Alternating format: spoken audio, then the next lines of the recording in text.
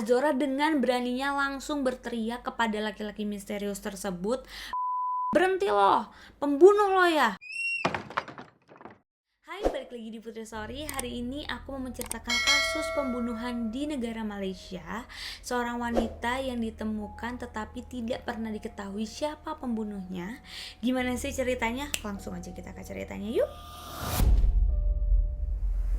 5 Desember 2003, warga Malaysia dibuat geger oleh penemuan jasad seorang wanita di kondominium Puncak Prima Sriharta. Telah diidentifikasi wanita tersebut bernama Nurita Samsudin yang pada saat itu berusia 22 tahun. Namun di usianya yang masih cukup muda, karir dari Nurita sendiri dapat dikatakan sudah cukup mapan dikarenakan setelah lulus dari kuliah ia langsung bekerja sebagai eksekutif pengurusan proyek di sebuah syarikat pembinaan di kota Petalijaya, Malaysia. Dan ia juga dikenal sebagai model sekaligus officer di sebuah klub malam di kota Damansara, Malaysia. Nurita sendiri tinggal di sebuah apartemen di Puncak Prima yang tadi bersama dengan dua orang temannya yang bernama Azora dan juga Kanet.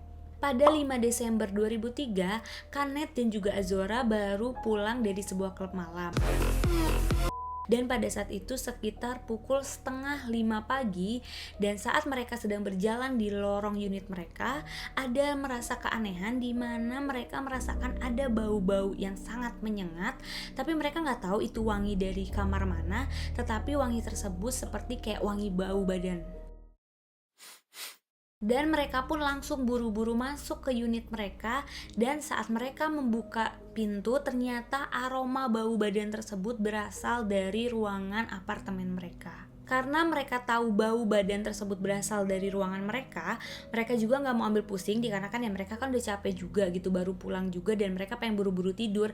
Jadi mereka mengabaikan bau yang ada di ruangan apartemen. Tapi mereka sedikit ada merasa keanehan di mana mereka melihat lampu dari ruangan apartemen mereka tuh masih nyala semua. Padahal mereka bertiga kalau sedang tidur yang pastinya lampunya kan dimatiin semua gitu. Dan posisinya itu kan masih setengah 5 pagi ya, dan mereka tahu Nurita itu masih tidur. Tapi lagi-lagi mereka tidak mau ambil pusing. Mereka berpikir bahwa mungkin Nurita takut saat ditinggalkan sendiri di apartemen. Saat Azora mau membuka pintu kamarnya, ia melihat ada bayangan laki-laki di belakangnya, dan yang anehnya laki-laki tersebut mengeluarkan aroma bau yang sama seperti saat ia rasakan tadi. Nah terus dia nanya nih ke Kenneth, "Lo lihat nggak kalau ada laki-laki, bayangan laki-laki?" Terus Kenneth bilang kalau dia nggak ngeliat apa-apa, tapi si Azora tuh penasaran dan dia make sure lagi. Dia ngecek ke bagian dapur, ternyata di dapur juga nggak ada siapa-siapa.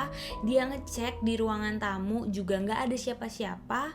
Tapi yang anehnya saat pintu depan yang tadi sudah mereka kunci terlihat terbuka sedikit, dan Azora meyakini bahwa ada sosok laki-laki yang memang masuk dan keluar secara diam-diam. Setelah di depan kamarnya si Nurita, Azora sedikit kaget karena ngelihat pintunya tuh agak kebuka sedikit. Karena memang biasanya pintu dari Nurita itu selalu ditutup rapat kalau dia lagi tidur kan. Karena melihat pintunya udah mulai kebuka sedikit, akhirnya Azora masuk dan menyalakan lampu. Nah, Azora dibikin terkejut karena melihat jasad dari Nurita yang sudah tidak bernyawa dan kamarnya sangat berantakan. Azora langsung membuka sarung bantal dan juga selimut yang menutupi tubuh dan juga mukanya Nurita. Saat ia membuka selimut, ia melihat badan Nurita tidak berbusana dengan badan yang sedikit miring, kaki dan tangan yang diikat dengan tali BH dan juga tali, serta mulut yang disumpal dengan kapas-kapas yang ada di dalam bantal. Azora langsung keluar untuk mencari Kenneth. Pada saat ia sedang mencari Kenneth di lorong unitnya, ia melihat laki-laki misterius dan seperti memiliki feeling yang kuat. Ia meyakini bahwa laki-laki misterius tersebut merupakan pembunuh dan orang yang tadi mengendap-endap masuk ke dalam apartemennya. Azora dengan beraninya langsung berteriak kepada laki-laki misterius tersebut, "Berhenti loh, pembunuh lo ya!" Dan si laki-laki misterius tersebut langsung berlari.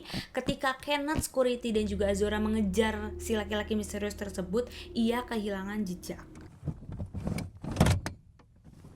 Polisi pagi harinya akhirnya datang dan apartemen mereka dijadikan TKP. Di sana polisi menemukan beberapa barang seperti kabel setrikaan, terus ada juga bantal dan juga 11 helai tisu. Dan di barang-barang tersebut tertempel air mani dari 3 orang yang berbeda. Yang pertama itu merupakan air mani dari Nurita, yang kedua adalah laki-laki yang bernama Hanif Basri, dan untuk air mani yang ketiga itu tidak diketahui siapa kepemilikannya. Hanif Basri pun datang ke polisi untuk menyerahkan diri dikarenakan memang dia sempat buron beberapa hari karena kan media udah mulai ngeliput kan, dan nama Hanif Basri pun mulai disebut-sebut.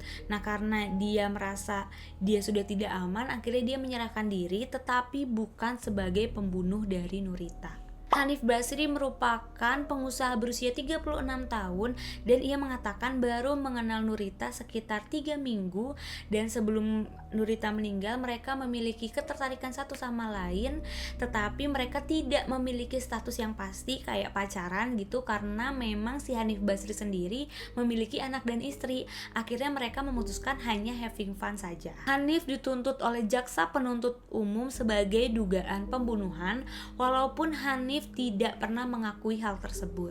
Tetapi tuntutan tersebut berasal dari bukti-bukti yang ada, di mana memang ada air mani dari Hanif di apartemennya atau di kamarnya Nurita, serta saat ia datang ke kantor polisi untuk menyerahkan diri, rambut dia sudah dibotakin plontos dan juga ia sudah memotong kuku.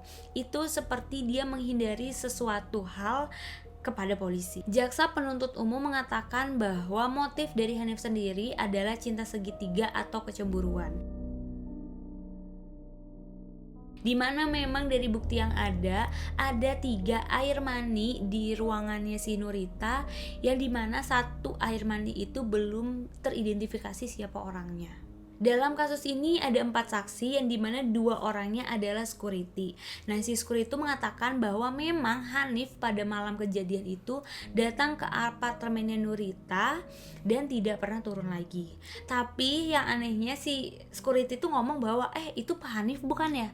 Saya agak samar-samar tuh Pak Hanif apa bukan? Nah, itu kan kayak pernyataan mereka tuh kayak diubah-ubah gitu kan, dan kevalidasian mereka tuh jadi dipertanyakan. Maka dari itu mulai ada keraguan.